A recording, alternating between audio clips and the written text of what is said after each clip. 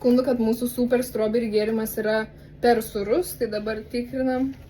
Rolandas Someljė, ekspertas iš didžiosios raidės, tikrina ar iš tikrųjų, nes aš manau, kad visgi didžioji problema, kad tos putelės pakankamai tirštos būna ir neišsimaišo, supranti, normaliai. Ir tada, jeigu tu jau gurkštis su to viršaus, tai jis yra pakankamai intensyvus, sūrinis, daug sūrio kremo deda, matot, va, tai iš viršaus. Bet jeigu aš nuleisiu apačion, tai ten iš vis nieko nėra.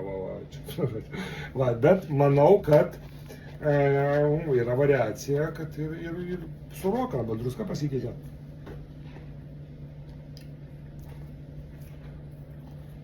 Nu jo, iš tikrųjų, tas sūri nata, jinai tikrai jaučiasi.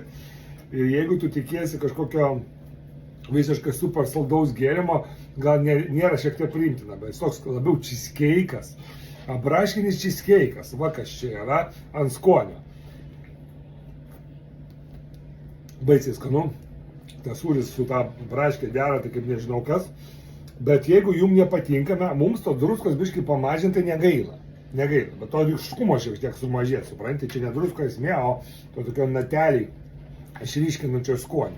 Nu tai žiūrėkit, kas ragavot, parašykit, jeigu jums buvo per sūrų, jūs ten maišėt ir išsimaišėt, vis tiek buvo per sūrų, tai mes pakoreguosim, nes tikrai dar nauji gėrimai atsiras tokia su sūrio putelė ir su arbata, tai tikrai mes šitą vystysime toliau, nes labai labai skanu.